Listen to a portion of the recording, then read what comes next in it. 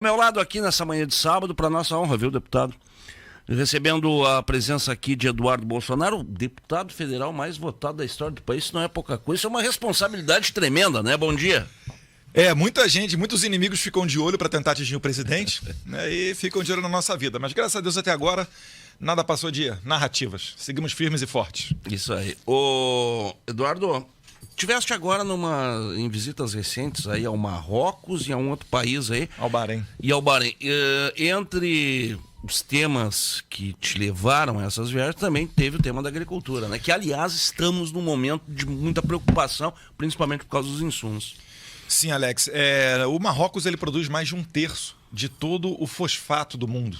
E o Brasil ele já é o maior comprador de fosfato do Marrocos. O fosfato, né? Falando aqui para as pessoas que não são do agro, que compõem a principal matéria de fertilizante, que é o NPK, o nitrogênio, fosfato e potássio. Então, certamente é um parceiro importante. Eles têm aí no seu momento político atual, de geopolítica, eles buscam um reconhecimento oficial do Brasil de uma zona ali do deserto do Saara, onde tem cerca de 15 mil pessoas vivendo. Eles dizem que é um resquício de Guerra Fria. Tem um grupo ali, parecido, vamos dizer assim, é um grupo de esquerda comunista, chamado Polisário, e eles buscam ali colocar o território do Marrocos um pouquinho mais a leste e também a sul. Então é uma questão que eu não vejo como tão polêmica assim, porque os Estados Unidos já reconheceram, a Espanha já reconheceu, a França já reconheceu como esse território sendo do Marrocos, mas ainda assim o Marrocos ele busca mais países parceiros para reconhecer esse território como sendo deles. E do lado brasileiro o interesse nos fertilizantes. Guerra preocupa todo mundo, né? Esse assunto também deve ter sido recorrente lá nessa tua viagem, né? Mas a guerra, a gente tem que ter a noção do seguinte: onde é que ela está acontecendo? Na Ucrânia. A Ucrânia é uma grande produtora de agrícola, de trigo, né? Na verdade, ele é a fazenda da Europa. Então, para o nosso país, o Brasil, que tem um agro pujante, está em pleno crescimento, o Tarcísio fazendo uma revolução nos meios de transporte que vão baratear o preço dos produtos brasileiros. A gente tem um momento em que nós podemos angariar vantagens com isso daí no mercado internacional. Por exemplo, a Rússia mesmo já falou que países da União Europeia e Estados Unidos estariam, como retaliação, ele não mandaria os seus fertilizantes. E o Brasil estaria fora dessa lista. Um tapa na cara daqueles que criticaram a visita presidencial à Rússia, momentos antes do início da guerra. Então, eu acho que o Brasil ele tem um momento para conseguir aumentar ainda mais o seu mercado internacional, aumentar a sua área de plantio aqui dentro do Brasil. A gente está vendo também, Alex, terminando, por exemplo, a Alemanha vai começar a plantar em áreas de proteção ambiental. Mas calma aí. Não era pela sobrevivência do ser humano no planeta Terra? Quer dizer, então, que de maneira egoísta, os alemães vão sacrificar todas as gerações posteriores para que possam dar alimentos para esta geração? Então cai por terra também, por consequência, né? Todo aquele discurso climático, etc. e tal. Porque se fosse pela preservação dos seres humanos na Terra, certamente eles não estariam tendo esse tipo de conduta. Para ficar só neles. Não vou entrar nem nos Estados Unidos explorando petróleo no Alasca e outras coisas acontecendo. E cobram tanto, né, o Brasil, né? Cobram Sim. tanto o Brasil, a questão ecológica, a questão da Amazônia. Aliás, a questão da Amazônia merece um capítulo à parte, né? Porque a gente vê cada exagero assim. Questão dos poluentes também, quer dizer, faz o que eu digo, mas não faz o que eu faço. Eduardo, vamos aí para 3 anos, mais de 3 anos já, no novo governo, né? O ritmo é intenso, hein, amigo? Sim. É que quando você quer fazer o certo, as coisas são mais difíceis, né? O trabalho é mais árduo, as críticas são maiores, mas graças a Deus é o único caminho também que nos permite botar a cabeça no travesseiro e dormir tranquilamente. A gente está chegando aí a quase 4 anos de governo, sem nenhum escândalo de corrupção no mais alto escalão. Eles estão querendo utilizar agora o afastamento do ministro da Educação, Milton Ribeiro, mas na verdade ele está sobre investigação. O que aconteceu é o seguinte, é que lá na ponta teve um problema, só que não tem como o próprio presidente, no discurso deles, falava, olha, a gente não vai ser aqui hipócrita para dizer que somos os paladinos de tudo e dizer que nos não sei quantas centenas de milhares de servidores públicos acabou a corrupção. Não. Mas todo mundo está sentindo, porque antes era quase que semanal, Alex. Provavelmente você vai lembrar Você viveu esse tempo do PT. Então é por isso que o presidente consegue fazer tanto com tão pouco. Talvez seja o presidente aí da Nova República, de 85 para cá, que menos tenha discricionariedade no orçamento para dizer para onde é que vão os recursos. Mas ainda assim, olha o que está sendo aberto de ferrovia, a revolução em portos, né? O exército sendo utilizado na reforma de estradas, o Brasil entrando na OCDE, nova lei do gás permitindo mais competência, reforma da Previdência que tirou o Brasil de uma situação de provável calote. Enfim, as coisas estão acontecendo no Brasil. E ainda assim durante uma pandemia. Foram mais de 4,4 milhões de empregos gerados durante a pandemia. A Dilma, sem pandemia, deixou 13, 14 milhões de desempregados. Então veja que como que o governo do PT é muito pior até mesmo do que uma pandemia. O governo de vocês lida contra muitas coisas. Ontem eu estava vendo o jornal aí da maior emissora do país, às 8h30, e entrou uma matéria, e eu tenho falado muito sobre isso, sobre esse mau caratismo até que atingiu também a imprensa. E eu vi a questão do atraso da entrega das escolas de jardim de infância, as creches. Em nenhum momento dessa reportagem foi citado, por exemplo, que nós tivemos um período de pandemia, que realmente foi muito complicado para tudo, teve impacto em todos os setores, né, Eduardo? E vale lembrar, isso é um fato, tá? Isso não é a opinião do deputado Eduardo Bolsonaro. Logo em abril, com um mês de pandemia, uma decisão monocrática do ministro Alexandre de Moraes, que eu acho que todo mundo sabe já que não gosta muito da gente, retirou poderes do presidente sobre decretação de lockdowns e abertura de comércios. Ou seja, o presidente ficou fora desses assuntos. Começou a ter uma competição entre governadores e prefeitos para ver quem é que fecharia mais, né? A mídia entrando com a parte do pânico, para deixar as pessoas em pânico. O presidente tentava trazer uma certa tranquilidade e os governadores fechando tudo. Perfeito. E o presidente falava, olha, isso daí vai dar problema. Esse negócio da política do fica em casa, a economia a gente vê depois, isso não está certo. Que não tem como o sujeito ficar em casa, não tem dinheiro no bolso, que vai começar a ter saque, vai começar a ter caos. Então o presidente mandou dinheiro, né? Primeiro ele fez o maior programa social, salvo engano, até do planeta Terra, né? O auxílio emergencial. Muitos bilhões, né? O ministro Onix teve um trabalho sensacional, que naquele tempo ainda era ministro da Cidadania, na descoberta de milhões de invisíveis. O que é invisível? É um pessoal que nos cadastros do governo não tem sequer um RG. O cara não tem um CPF. Ele não existe para o governo. Ele é o trabalhador informal. É o cara que vende Coca-Cola no sinal, é o que vende pipoca no estádio de futebol. Conseguiram achar essas pessoas. Conseguiram colocá-las dentro de um setor bancário para receber auxílio emergencial. Fizeram o dinheiro chegar através até do celular. E assim evitou-se o caos. E no Rio Grande do Sul, em especial, falando agora da realidade dos senhores, o salário dos servidores públicos, que era parcelado há anos, e é bom para o gaúcho aprender, para não votar mais em Olívio Dutra da vida, em Tarso Genro, o salário que era parcelado há anos, milagrosamente, no momento de crise, foi posto em dia. E o governo Eduardo Leite, ele não fala uma palavra disso. Ele não tem a honradez e a hombridade de falar um agradecimento que seja. Não. Ele prefere jogar o jogo político. É por isso que as pessoas, finalizando aqui, Alex, muita gente está de olhos arregalados pelos últimos acontecimentos na corrida presidencial. O Dória desiste, aí vai dar golpe no PSDB, aí o Rodrigo Garcia ameaça o Dória de impeachment, aí o Dória volta atrás, aí o Moro espirra para o União Brasil, aí diz que vai ser candidato, aí o ACM Neto fala que não vai ser candidato, vai impugnar a candidatura dele, aí o Moro desiste de desistir. Meus caros ouvintes gaúchos, sabe o que é o reflexo disso? São pessoas sem honra, pessoas sem caráter. O cara que faz tudo pelo poder. Esse cara, se ele tiver uma situação difícil, ele vai meter a mão em você. Esse cara não vai honrar os compromissos, porque isso é uma questão de valores. Esses caras mentem na tua cara e a cara deles nem arde. Você acha que esse grupo de pessoas vão dar bons políticos? Vai dar mais do mesmo. Enfim, desculpa o desabafo aqui, Alex, mas é um diagnóstico que a gente traz de dentro da política. Estamos pelo seu tempo. O senhor vai processar o ex-juiz Sérgio Moro? Eu vou processá-lo, né? Os advogados já devem estar, inclusive nesse momento, preparando a peça, porque ele falou que o presidente Bolsonaro interferiu na Polícia Federal para proteger os filhos. E disse que a prova cabal disso seria aquela reunião ministerial. Bem, a reunião ministerial veio à tona, né? Eu até gostei, porque mostrou realmente que o Bolsonaro é o mesmo na frente e atrás das câmeras. Tem lá ele pressionando o Sérgio Moro porque mulheres estavam sendo presas nas praias de biquíni, né, em ruas como em Araraquara, né, 100 horas jogadas ao chão. O Moro não fazia absolutamente nada. Pelo contrário, trabalhava contra o governo Bolsonaro na questão das armas, que eu sei que é uma questão cara aqui, porque o Rio Grande do Sul foi o estado que mais votou no referendo de 2005 pelo não. E então, essa reunião veio à tona e hoje a Polícia Federal ela conclui as investigações dizendo que não teve nada de interferência ali. Então, eu me senti prejudicado na minha honra, eu me senti caluniado.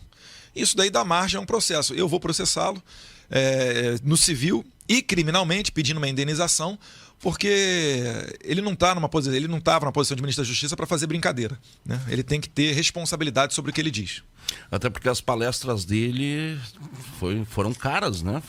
Ele recebeu cerca aí de 4 milhões no primeiro ano, só prestando consultoria para uma consultora que trabalhava para empresas metidas na Lava Jato.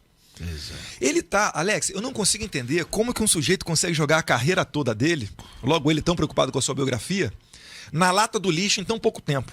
E ele fez um trabalho bom pro Brasil, hein? Sim, na Lava Jato foi. Eu não vou ser hipócrita aqui de não reconhecer. Mas, enfim, ele achou que ele era maior do que o presidente da República. A sua vaidade, o seu ego.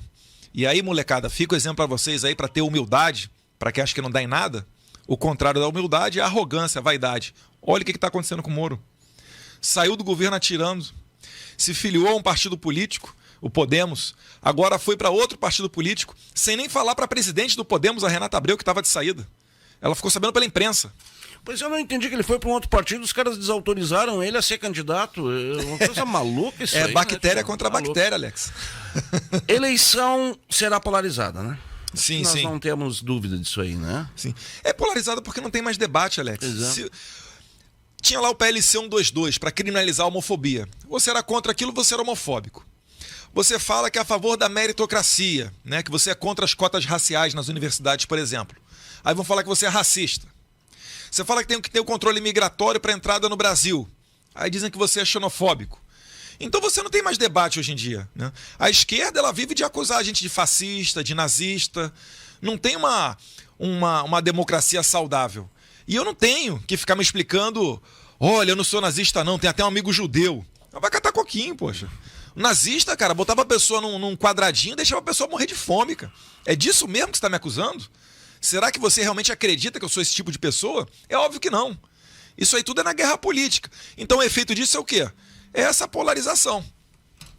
E eu acredito que o STF, nessa manobra, que não foi para inocentar o Lula, né? Os processos deles simplesmente voltaram a estaca zero.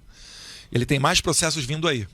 Mas o Lula, que foi solto, depois dito elegível por esse tribunal, cujos 11 ministros, 8 foram nomeados pelo PT.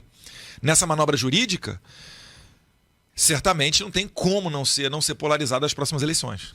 Abacaxi, para quem está no poder central, é conseguir equalizar esses arranjos regionais. Aqui no estado nós temos 2 candidatos muito leais, aliás, ao presidente Bolsonaro, que é Onyx Lorenzoni, que o senhor citou, e Luiz Carlos Reis. O setor é muito identificado, o senhor sabe, com o Luiz Carlos Reis. Como é que está nesse momento? Vocês vão pender para algum lado? Vocês vão apoiar publicamente um deles? Como é que vai ser? Olha, eu não falo pelo presidente, eu não falo pelo governo. Mas pelo pouco que eu conheço do presidente Bolsonaro, ele aguarda uma decisão, né, e uma conversa entre essas 2 grandes forças. Eu, particularmente, eu gosto dos 2. Eu até tenho mais proximidade com o ministro Onyx, né? Conheço a esposa dele, já fui na casa dele algumas vezes já para ter um churrasco, ele já foi na minha. Gosto muito do Reis também. Eu acho que ele fez um trabalho bom também na CPI da Covid, durante a pandemia, colocando adiante os estudos com relação a medicamentos que poderiam, de fato, salvar vidas, sem se dobrar ao politicamente correto. Mas é uma decisão que não vai... Eu não vejo o presidente batendo o martelo e atropelando um dos 2, não. Eu acho que vai ter que sair de um consenso entre os 2. Fala pro presidente lá que o setor tá com o Reis, até pela história, porque o Reis é um sujeito muito trabalhador. Ele fez muito trabalho, posando inclusive no carro, né? Para chegar na outra cidade no outro dia. Então ele tem um respeito muito grande. E a gente conhece ele do tempo de deputado federal. Que na legislatura passada, a minha primeira, ele estava junto. Inclusive até ele esteve agora, entrevistou ele lá na Expo Direto, foi realmente bastante, sempre muito prestigiado o Reis. Deputado, esse evento que o senhor participa agora aqui? A gente... Todo dia? É o dia inteiro hoje. E nós estamos aqui em Camaquã, mas antes estivemos em Londrina, também estivemos no Mato Grosso. Então essa aqui é a terceira edição, é o chamado Brasil Profundo. O que é esse evento? É para a gente ter contato, né? As pessoas debaterem, nós debatermos as nossas ideias, a gente está mobilizado, falando um pouquinho, obviamente, sobre a política, mas não somente sobre isso. Por exemplo, estará conosco aqui hoje o professor Molion, que, na minha opinião, é o estudioso que melhor fala sobre essas questões climáticas, que desfaz vários mitos. Tem, por exemplo, a Ilona, que é professora, fala da parte de educação. O Paulo Chuchu vai falar da parte de armas e legítima defesa, que nos acompanha aqui, né? Que é vereador de São Bernardo do Campo, policial civil. Então, isso tudo é para a gente debater as nossas ideias, trocar os contatos, as experiências e também para ter um pouquinho, né, de relação com a população local aqui. Sempre tem uma foto, recebimento de alguma demanda, e é para isso que a gente vem para cá também. Coisa boa. E essas viagens e tudo isso aí nos deixa, às vezes, longe de casa, né? O senhor que é pai de uma pequenininha, que é a Georgia, né? Deve sentir uma falta enorme, mas não adianta, o compromisso do Brasil chama, né, amigo? Dessa vez agora é uma exceção, porque a minha esposa, como ela é gaúcha, ela tá com as amigas em Porto Alegre. Queira Deus se comportando bem, né? Fechou. Tá com a criancinha de 1 ano e meio, acho que não tá na gandaia, não. Fechou. Não tem como, não tem como. Amigo, eu quero lhe parabenizar, acho que por toda essa evidência, porque uma coisa, gostem ou não gostem, nós temos hoje alguém de muita personalidade que briga muito, né? E eu acho que a família Bolsonaro, ela acabou catalisando todo um anseio geral contra esse politicamente correto que nós tivemos durante muito tempo, contra todos esses exageros. Esses exageros, e eu falo aqui em nome dos produtores, e não é à toa que os produtores rurais do Brasil são aliados ao governo. A gente sabe que no Rio Grande do Sul a questão da estiagem recente, né? Alguns outros desafios, mas certamente o governo agora vocês têm um apoiador. Por exemplo, em Mato Grosso, quando a gente passou lá pelo primeiro Brasil Profundo que a gente fez... Daqui a pouco vamos falar com a ministra Tereza Cristina. Ex-ministra Tereza Cristina, deputada, que eu sei que vocês eterna ministra, está no coração. Mas, por exemplo, no Mato Grosso, um produtor lá estava colocando um outdoor agradecendo o presidente Bolsonaro, porque desde que ele assumiu, foram 0 invasões de terra no Mato Grosso. E a gente lembra que nos governos passados eram algumas centenas por ano. Em 2019, no governo Bolsonaro, caiu para 5. Tem a questão das armas de fogo, né? Uma flexibilização que ainda está aquém do ideal, eu sei. Estou no relatório trabalhando essa questão do porte funcional na Câmara, para dar para vigilante, advogado, oficial de justiça. Mas um acesso mais facilitado às armas de fogo e a maior queda da história do Brasil em homicídios. Menos 20%. E para finalizar, para dar um dado aí para quem gosta de combate à corrupção, em 2015, que foi o último ano do governo Dilma, as estatais somadas tiveram prejuízo de 34 bilhões de reais. Alex, sabe quanto é que foi o lucro do primeiro ano do governo Bolsonaro, só nomeando as pessoas certas para as diretorias das estatais? Lucro recorde de 109 bilhões de reais. Então daí você já repara que são cerca de 140 bilhões por ano, Alex, que a gente dá de prejuízo nos corruptos, nos maus gestores. Então você imagina, quanta gente que a gente não está atrapalhando a vida que gostariam da saída do Bolsonaro. Isso sem falar em Lei Rouanet e por aí vai. Obrigado. Tem um amigo meu que mora em Brasília, nosso comentarista aqui, e ele fala muito com as pessoas. E eu disse, como é que tá a coisa em Brasília? Mudou muito. Mudou em relação ao quê? Aos esquemas. Sim. O pessoal, Alex, eu gosto de bate-papo aqui, eu tenho que ir pro evento, mas o pessoal fala, o Centrão. Meus caros, assistam o depoimento de Roberto Jefferson e Valdemar da Costa Neto de meses atrás, eles falando sobre isso.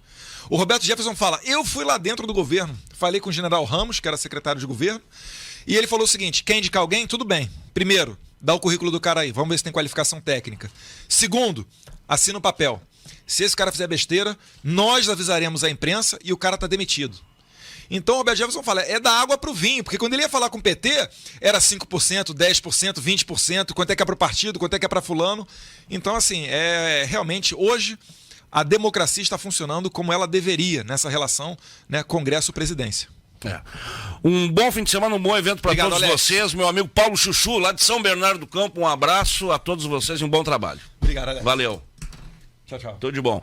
Agora, o Fábio aqui também mandou uma pergunta aqui exatamente sobre a questão qual será o palanque do Bolsonaro aqui no Rio Grande do Sul. O Eduardo tinha falado antes, né, que E nós estamos, viu, Eduardo, mais uma vez, torcendo pelo Luiz Carlos Reis.